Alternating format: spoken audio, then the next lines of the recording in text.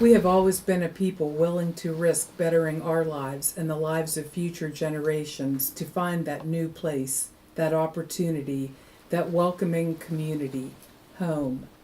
Italians were part of the great wave of European immigrants to America in the late 19th and early 20th centuries. We came to escape poverty, to find our fortunes, and to claim a new start.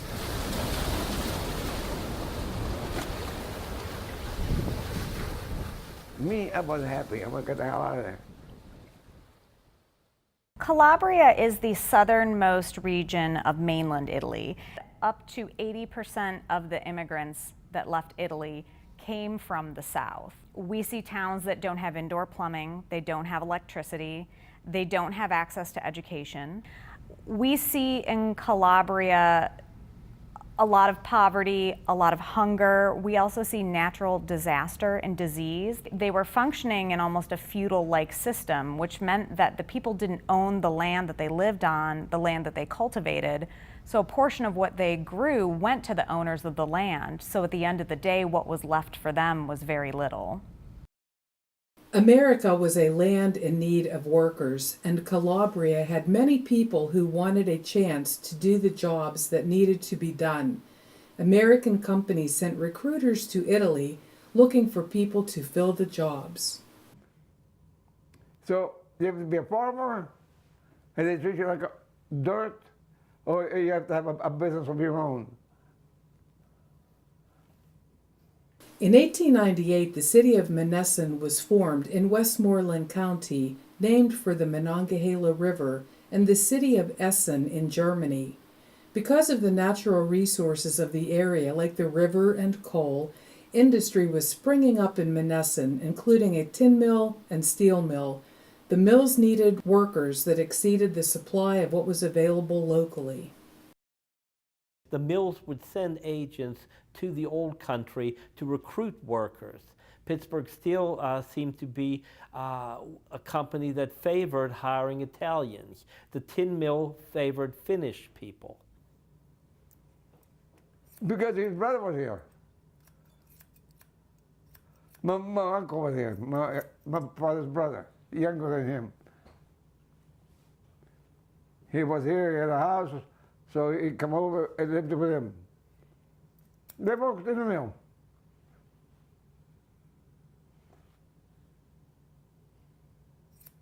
Pittsburgh Steel. And many of the Italian immigrants that came at that time are lured with the promise of the gold-paved streets in America. The streets were not paved in gold, as many of the immigrants were led to believe, but Monessen had the nickname Mud Essen. Mud was everywhere. Planks were thrown across for sidewalks and across the road so the women could get across with their long hoop skirts. Luigi Mandarino was working in Monessen at Pittsburgh Steel and was sending money to his wife, Maria, and their children in Cherisano until he could buy steamship tickets for them to join him. For now, Luigi and Maria's son Anthony traveled to Monessen in 1905 so he could look for a job. He was 16 years old. He and his brother Francesco Mandarino, who was 21, sailed on the SS Calabria. They arrived in New York on the 13th of May after a 15-day voyage. Because most of the immigrants couldn't afford to travel anything other than third class, they are in the steerage of the ship, which means that it's a subterranean existence for them. Besides having the rough seas, you also have the anxiety of being on the ocean, going to a destination where you don't know what it's going to be like. And for many people, they could not wait to see the Statue of Liberty because that was the sign that this part of the journey was over. The Statue of Liberty was the beacon of hope. Weary travelers had arrived in a new home where they could begin working to create a new and better life.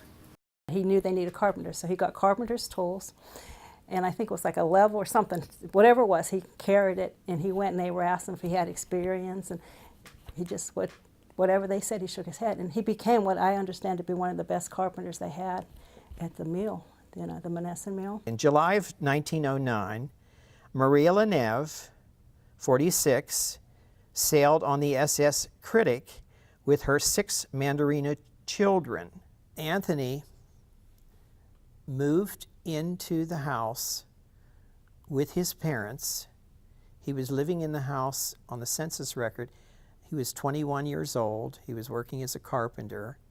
He was the first member of the family to speak English. The other folks in the family on the census record were speaking Italian. I don't think there were any slackers in that generation at all, let alone in the Mandarino family. They knew they had to work. And if they weren't satisfied with what they were doing, they just picked up and went elsewhere until they found work. But it was going to take a lot more than hard work to survive in America. Me, they call me a Dago. I'm not a Dago, I'm an Italian guy from Italy. Yes, yes. There were time my dad was a salesman, and if it happened to him, I imagine it happened to the others. He didn't get accounts because he was Italian. One form of discrimination was how much Italians were paid for the work they did. Italians were paid less than other nationalities in the early days of the industry in the local area. There was a study done in 1910 by the United States government on the Pittsburgh area on immigrants in industry, the iron and steel manufacturing aspects, and they studied the average earnings per week. French men received $20.79. From England, they received $17.40. Germans, $17.13. Polish, $12.21. North Italian men, $12.01. South Italian men, $11.83. Croatians, $11.46. So as you go through these figures, you can see that many of the Italians were paid lower than some other nationalities. Anthony understood that you had to make things happen. You couldn't be passive about it. You had to learn to read. You had to learn to speak English. When it became a matter of becoming a laborer and making $1.65 a day, he opted to learn a carpenter's trade and make more money. Anthony learned to speak English very early. He got his citizenship papers. In 1925, he got a passport. His reason to get a passport was because he was going back to Italy to get married. Traveling back to Cerisano, the village of his birthplace, Anthony would learn of a family with eligible daughters, and he would choose Angelina. That's not unusual at all to go back to your home village in order to find a spouse. So often we see that when a young man is of marrying age, he would go back to Italy in order to marry. On the 9th of September, he married Angelina Rita. They departed Italy the following January the 10th. They sailed on the SS Martha Washington for a return trip to get back to Monessen. Anthony and Angelina started their family in 1927 with the birth of their daughter Mary. The Great Depression started just as their second child, Louis, was born in 1929. The U.S. Census provides insight into Anthony and Angelina's life. 10 years later, in April of 1940, they're at 317 6th Street in Monessen. Anthony's house was valued at $8,000, and he rented a portion to 3 families. He and his wife had 6 children, Mary, who is 12, Louis, who's 10, James is 7, Josephine is 6, Betty Lou is 3, and Bobby is only 3 months old. Oh yes, you would definitely know. They always spoke in Italian, but if a stranger was around, the English would come out very broken and they would be very apologetic. She would take the kids in that went to the high school, junior high and high school, in for lunch all the time. She wanted to take as many of the youngsters in, but they were very, I can't emphasize enough that they were very kind. They were very kind. The Mandarinos raised their children in Monessen at a time when Pittsburgh Steel was operating at full capacity and Monessen was a boom town. A key difference in raising sons and daughters at that time was the value placed by some in educating their sons, but not their daughters. My mom graduated in '44, but she had gone to school with a class of '45 because she had skipped 11th grade. And she did get offered a scholarship to California, and she didn't accept it because her parents thought that only the men should be educated, not the women. The dean, somebody from the college actually came and asked them to reconsider, but they wouldn't. So. No, no. The men looked on the bit that the women were going to eventually marry, or there were certain things they could go into, like you could be a nurse. It was accepted that maybe you could be a secretary, maybe an aide at the hospital. They didn't look at girls having education. When my dad decided it was fine for me to go to college, because I wanted to go to college, and he wanted me to go to college. Anthony and Angelina were devout Catholics who wanted their 3 sons to receive a Catholic education. At that time, that might have been their only choice because it was a Catholic school, and oftentimes we find that Italians who are seeking higher education only are accepted within Catholic universities or Catholic colleges. A non-Catholic university may have not accepted them based on their ethnicity. All 3 sons, Lou, Jim, and Bobby, would study at St. Vincent College in Latrobe, Pennsylvania. While all 6 of the children would do well in life, Lou and Jim would go into law and have political careers that would raise the bar for exceptional standards of achievement and accomplishment. Here's this guy graduates from St. Vincent College and he gets in Harvard. He gets in Harvard because he's smart. And he goes up there, and he was not a traditional Harvard student back then. Traditional Harvard students back then were all men of privilege, and he was not. He worked in an Italian restaurant, he made money, and he persevered, and he did well, and he was a Harvard Law graduate. I mean, Jim did about the same thing. Jim went to the University of Michigan, which was very prestigious, you know? I think about how brave those 2 fellows were to take those leaps. In order to go to those 2 law schools, they would have had to have had a lot of natural ability. There's just no way you can survive, be admitted to and survive in the law schools that they attended without being very, very bright. After graduating from prestigious law schools, Lou and Jim both returned to their hometown of Monessen and worked together in their own law firm. Dedicated to public service from the start, Lou served on Monessen City Council and decides to run for mayor against the powerful Hugo Parenti. In the 1960s, when steel manufacturing was at its peak, Lou ran on a platform of wanting to diversify industry and also bring a junior college to Monessen. One thing that was important is he was trying to get more industry because all we had was one steel mill. And that's how brilliant he was. He knew eventually that if we ever lost that, we'd lose everything, and we did. Lou would meet President John F. Kennedy in the Monessen City Chambers on October 13, 1962, when the president was on the road stumping for Democrats in the midterm election. Lou would lose the race for mayor, but he'd never give up on Monessen. Lou loved a lot about academia and always loved reading.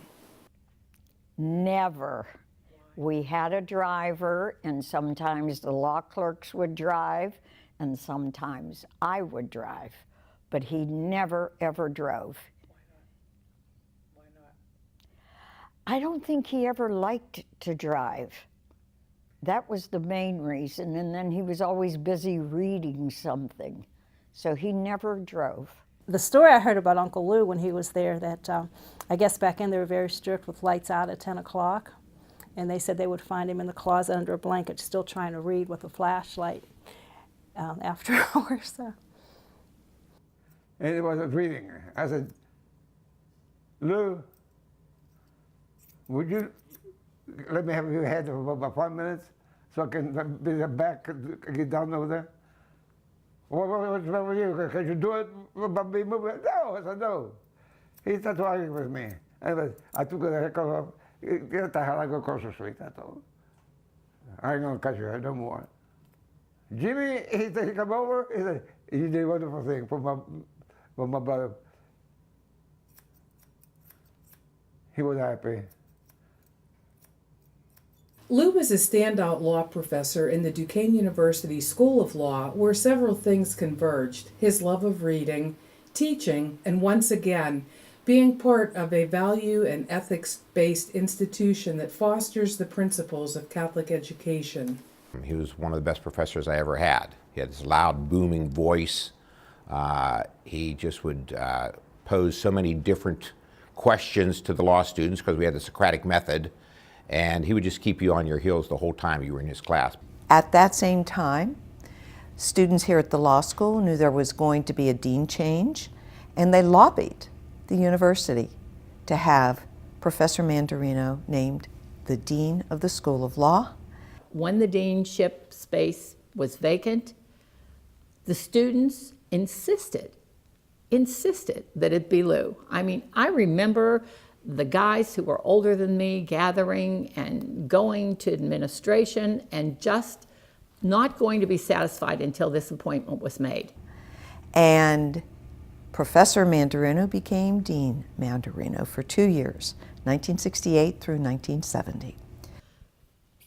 There had been a lot of talk about redoing Pennsylvania's Constitution for many years, and finally the electorate agreed that there would be a constitutional convention and delegates would prepare this new Constitution, which was quite a big deal. He loved politics, he loved the law, and for him to participate in the making of a new Constitution must have been very similar to how our founding fathers felt back in 1776. And here was Lou creating our new Constitution. Soon, Dean Mandarino was tapped to be a judge on the Commonwealth Court and an inaugural judge, one of the first judges on the first segment of judges for the Commonwealth Court. So we have a wonderful experience of a man who not only touched our students, but was able to touch our students after they graduated and get them launched on their career. And we spent the first year of my clerkship setting up chambers both in Harrisburg and in Monessen, because he felt it very important to have chambers in his hometown so that it could be recognized. Lou, with I'm sure Jim's encouragement and political expertise, decided to run for the Supreme Court of Pennsylvania. A daunting experience. But Lou was the first really down-to-earth kind of guy to run. I really believe that from my knowledge of who the other justices were. He was more grassroots than anybody had ever been. I still remember election night. We were at Lou's house up on Grandview Avenue in Monessen, and the calls that came in from all these important political figures across the United States of America, you know, Georgia McGovern calling and people like that. It was really kind of amazing. It was quite an experience. So I was off for my second year of the clerkship to the Supreme Court of Pennsylvania, and I found out when I was there that I was the first woman to ever clerk on that court.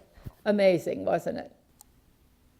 When I was a law student at Duquesne, I had done very well. I was at top of the class. I was the first person to graduate summa cum laude from Duquesne University School of Law. The justice was very committed to our criminal justice system, and he thought it was extremely important for indigent defendants to have legal representation. And he always remarked, that it was one of the compelling things about our society that we did have a right to counsel in criminal cases, because without that, it's such an unlevel playing field that you would not be able to have due process. And he was very committed and passionate about that. So I went and I sent him my resume and asked to have an interview with him, and that's the first really heart-to-heart talk I ever had with him. And I remember, it was family was very important to him, because I think the reason I got the job. Now, I had done well in law school, but a lot of people do well in law school, and there are a lot of applicants for that job. And he said to me, "Why do you want this?" And I said, "Well, I'm first-generation college student in my family, and certainly the first person to go to law school in my family. And my parents would be so proud. Now, whenever we travel, and I would, the clerks traveled with him, he was Mr. Justice Mandarino, Mr. Justice Mandarino. But in Monessen, he was always just Lou to everyone. He had a sign on one of his boards in the office where he had a lot of accolades posted. And one was the award from IBM. And I said, you got this IBM award from, I thought it was IBM. He says, "No, that's not IBM." He says, "That's for Italian Big Mouth." He understood the plight of ethnic people, not just Italians, but of ethnic people coming to this country, and how hard it was for them to get a start and to get a foothold when you were dealing with people that, were the white Anglo-Saxon Protestant established people. We were in Philadelphia for an argument, and we would walk from the hotel to the courthouse, and we'd walk by this one building, and one day I said to him, "What is that?" He said, "Well, that's a building that you and I can't enter." I said, "What do you mean?" He said, "Well, it's the Union League. Sort of something like the Duquesne Club here." I said, "What's that?" He says, "Well, that's a club that would not admit me as a member because I'm Italian. It would not admit you as a member because of your ethnicity as Lebanese." And what a thing to think about. And fast forward 30 years, I'm on the board of the Pennsylvania Bar Association. I'm in Philadelphia for a meeting, and one of my buddies is a member there, and we walk in the front door, after 30 years. So it's not only that they wouldn't allow him to be a member there, they wouldn't want him to be a guest there either. When he needed a law clerk, rather than going through an elaborate process of receiving resumes, he'd make a phone call to John Shulo or to Nick Fisfis or any number of people, Ray Sekula, and ask for a recommendation. And it just so happened that there were a lot of Duquesne people coming through. I think the fact that he was the dean of our law school, he continued to teach at the law school, really made an impression on him that he was going to take care of the Duquesne people over the years. His bias was always in favor of the people. He wanted to, if he was interpreting something and it was a gray line area or it was a close call, the people got the call from him. Not the government, not the corporation, the people. I remember vividly one time when we were driving to Harrisburg, and I believe he was on the Supreme Court then. And there was a car full of young male African Americans driving by. And Lou, there was a state police car. And the state police car, Lou observed, stopped the car with African American young men in it. And Lou insisted, he went right up to the state trooper and insisted on knowing why the car was stopped, what the violation was. There was no speeding. He was not going to let this happen. He was not going to let it go. He asked me where I wanted to go, what law firm I wanted to go to. And I told him I'd been doing a lot of research, and I decided that there was a law firm in Pittsburgh, Berkman, Russlander, Pohl, Lieber, and Engel, and I was going to contact them. And he asked me, "Well, that's a great firm, but how did you end up selecting that firm?" But if you go back 40 or 50 years ago, we still had remnants of discrimination in large law firms, not only against minorities and women, but Italians. And I couldn't find many Italian names that were partners in the major law firms. And Berkman Russlander not only had several, they were primarily at that time a Jewish law firm, and I thought, boy, if there's any group that are not going to discriminate it would be this particular law firm. And I was right. When I went to work there, they were open to everyone. We had women in the firm, we had blacks in the firm, we had Italians in the firm, and it was nice. I walked into the library, and immediately coming down the steps, I see almost a life-size picture of him, and I stopped in my tracks. I couldn't believe it. It looked just like him. It was like him standing there. It just stopped me dead, and it was very emotional, actually, because I miss him to this day. Justice Louis L. Mandarino had worked as a professor, a dean, a judge, and then served as a Democratic Pennsylvania Supreme Court Justice from 1972 until his death in 1979, 1 week before his 50th birthday. Justice Mandarino died of a heart attack. His brother, James J. Mandarino, was working equally hard, representing Westmoreland County's 58th District as a Democrat in the Pennsylvania House of Representatives, having been elected for the first time in November of 1966. Jim was re-elected to serve for 11 more terms. In many ways, though people think of him with a lot of achievements, deep down inside he was a very humble person. So he didn't talk much about his roots or expectations. But I do think that there was really a sense of feeling blessed by the potential opportunity that was offered here in the States, and the idea of the American dream, that you can be whatever you want to be and work hard and make something of yourself. And in each way, I think each of the siblings did that. I think with Dad and Uncle Lou, their path was public service, and their path was one that took them more into the public eye. But for them, I think it was service that really mattered. You know, the difference that I can make in my community's life, the difference I can make in the citizen's life. Jim understood that instinctively because of his roots in Monessen. He understood the trauma that people were living through, and he knew that as a legislator and as a leader that he had to begin to tackle that. So very few people in southwestern Pennsylvania at any elected level are more responsible for beginning to lift up that region and give it hope and provide jobs. Very few people can say they did as much as Jim Mandarino to begin to rescue people, literally rescue them from a life of hopelessness, a life of trauma, and a life of real pain that so many families were experiencing. I can still see this guy getting up from his chair, walking back the aisle with his glasses down here and looking at members as why they're not voting the way they should be, you know. And Jim, even though the majority leader shouldn't do that, the minority whip, and the reason why they call it the whip, he whips the members in the line, and that's basically where the whip position comes from, to make sure the votes are there.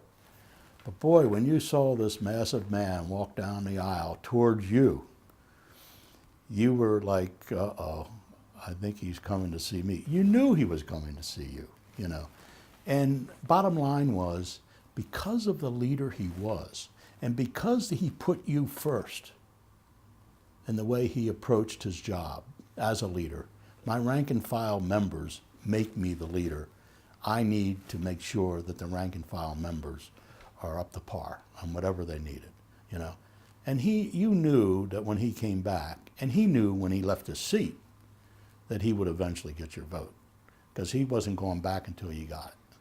And the joy of Jim, you know, there were a few, and I was probably part of that group too, on occasion, that would just hang out with a red light instead of a green light, you know, to support what he wanted, just to see if he would start to move out of that chair and come back towards you, and all of a sudden you would switch your vote over to green and save him the trip.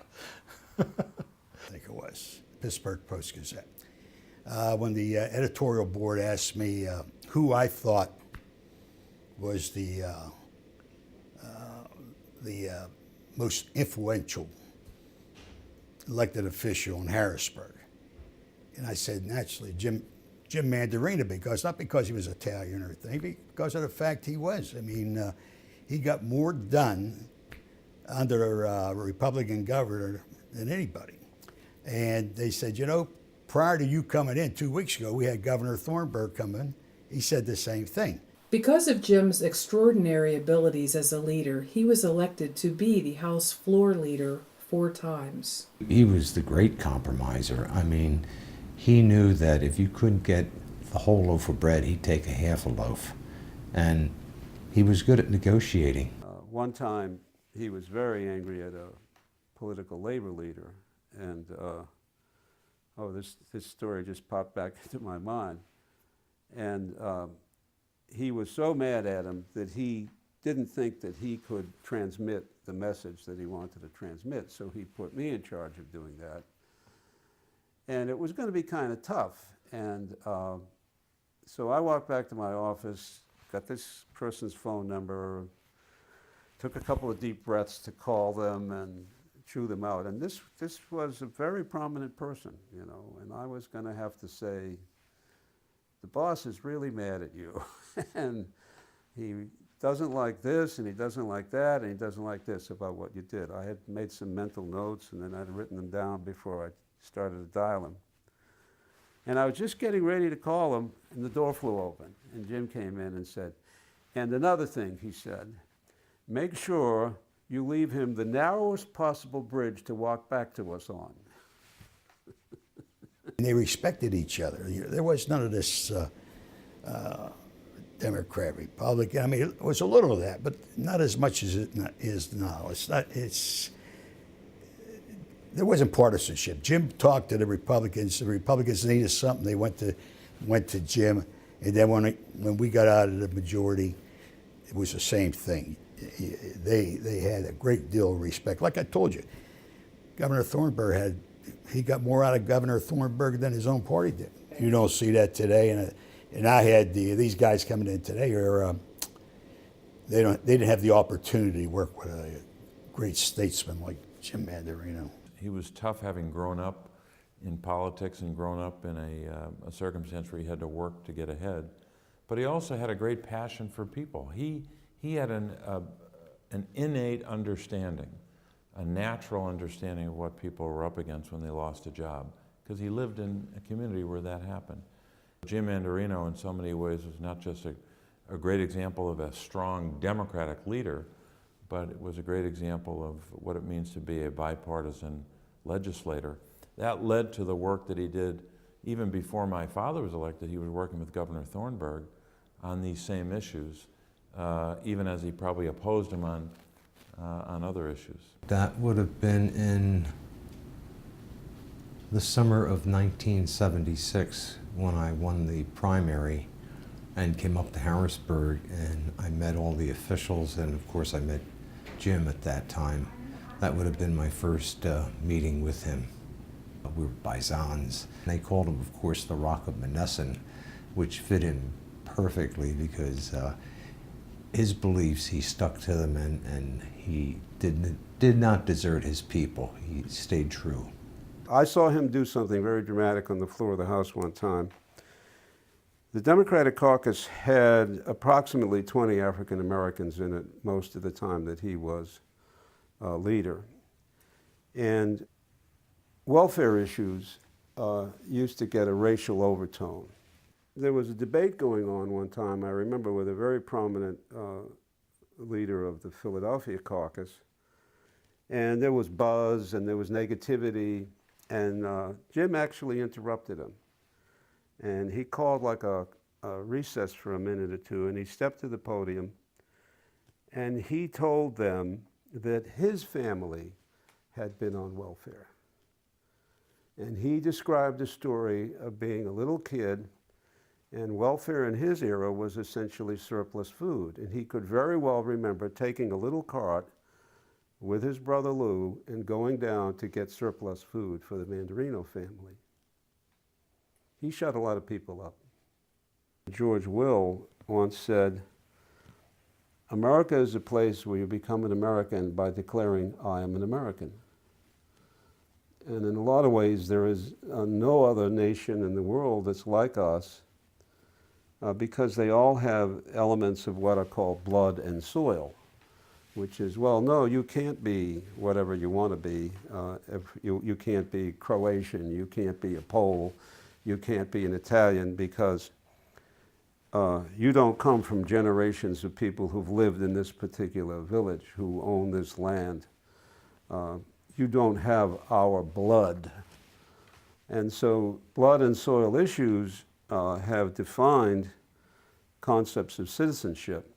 So for a guy like me, who's the child of first generation, I'm a first generation American and my parents were immigrants, and a guy like Jimmy, his parents were immigrants, we all share a common experience of literally becoming Americans and identifying with America. And it becomes part of you. It's a defining thing. And when you get into politics, it becomes a base of strength and a base of common identity. You are, I would say Jimmy's been long gone, but if he were alive now, he'd be very admonitory about people pulling up the ladder after themselves and saying basically, yeah, well, we made it, my people made it, but not your people. And well, what's wrong with you? Well, they happen to be, in most instances, brown. And Jimmy never would have bought that.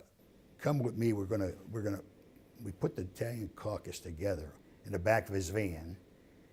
We mimeographed that front page story. We came back and we signed up almost 80 members that day.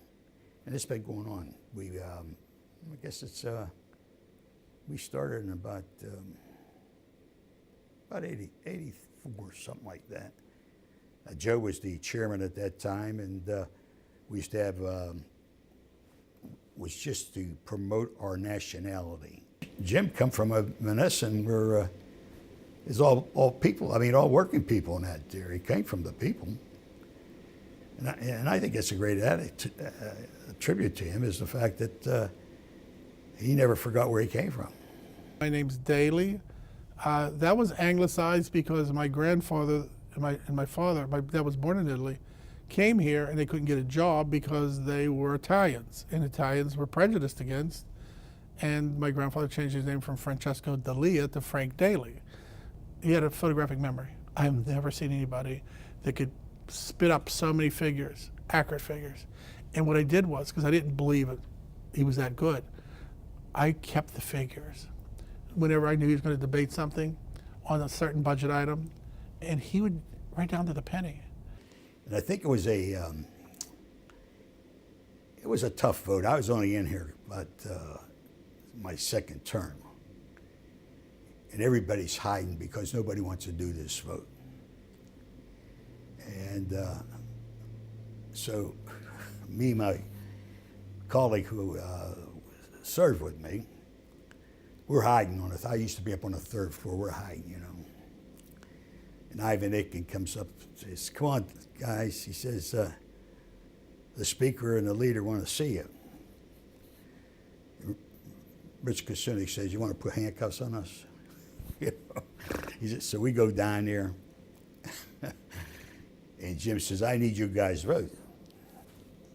And I said, "I can't vote for it." And the Speaker Irvis says, "Come on, you guys got to, you know, what can we do for your districts?" I said, "Mr. Irvis, you can't do anything in my district. I ain't voting for it." Well, Rich comes up to Jim, one of us anyhow, and Rich says, "I can use a bridge." And Jimmy said, "We're all out of bridges. Get out of here." I'm a student of education, and I'm thinking to myself, no one's that smart. How can he be that smart? He always told me, you never give everybody what they want. You give them what they need. You make sure that if it's like the teachers union or the Teamsters or the steelworkers, whoever it was, when we're doing union stuff, it's union stuff. But if you give them everything, they'll never come back to you. Jim's career would culminate in him being elected in 1989 as the 133rd Speaker of the House, which is the oldest statewide elected office in Pennsylvania. Jim Mandarino's portrait will forever hang in the Pennsylvania Capitol, just down the hall from the portrait of another American patriot, Benjamin Franklin, who held the same position in 1764. Like his brother Lou, Jim would die unexpectedly of a heart attack at the age of 57 in his home in Monessen the morning after Christmas. I had gone through a divorce in 1989, and I had a problem at Thanksgiving time with seeing my children. So made arrangements that Christmas would be different, and my ex-wife would cooperate with that. And it must have been on Jim's mind, because at 11 o'clock Christmas evening, Jim Mandarino called me and said, "Pete, I just want to know how your Christmas went. Did you get to see the children?" I said, "Jim, it was perfect." And you know, when Kathy was retiring, his daughter was retiring from the House of Representatives, we had lunch together. And I said, "You know, Kathy, I'll never forget the kindness that Jim did by taking time out of his Christmas day and calling me about how the situation was at Christmas for me." And she goes, "Oh my God." He went into the kitchen at 11 o'clock and made a phone call, came out with a smile on his face. Until right now, I never knew who he called. And yet, he wanted to make sure, and then a few hours later, the man was dead. That was Jim Mandarino, a little man with a big heart from a little city. I remember on the day of his funeral, there was a couple buses that left Harrisburg to go to the funeral. And we pulled in to Monessen. And one of the members said, "Oh my God, I can't believe what I'm looking at." I said, "Well, what's the problem?" And he said, "I thought these streets would be lined with gold. Jim was the leader." And I said, "Well, you didn't know him very well." The night after the viewing, the evening before the funeral, a number of us were out in Monessen and stayed at the same hotel, of course. So we're in the cocktail lounge, and Mr. Hayden asked me, "So which of his children are going to be next to be in politics?" And I said, "Well, probably any of them, but I think the number one would be Kathy." Her interest in and willingness to run for public office in the other end of the state, meaning in Philadelphia, where she would have had a natural political advantage to stay home, I think is her willingness to do that and her courage and fortitude to run for office in another part of the state where she might not have had the same advantages. So, I guess, can I say in a word, so Mandarino. Kathy Mandarino followed in the footsteps of her father, serving the 194th District in the Pennsylvania House from 1993 to 2010. She was appointed by Governor Tom Wolf to serve on his cabinet as the Secretary of Labor and Industry. Stepping down in 2017, she went on to become a commissioner on the state's gaming board, with some hoping she would become Pennsylvania's first female governor. The whole point of coming to the United States is because it's the land of opportunity. So why not shoot for the stars? And I think that when you have a family that emphasizes that and that raises you with the expectation that, well, here we've come to this new country in order to be able to have access to these opportunities. If you then have a child that has that drive, I don't see why they wouldn't be able to reach those heights. The Mandarino family it's a great American story, a great American success story of two brothers born into an immigrant family that achieved so much in that first generation. In fact, all the Italians that came across, they knew when they were here, they had to work to make a go of it. Yep. The most wonderful people God ever created, Italian people. I'm sorry if you're not Italian. I like you, but they're the best.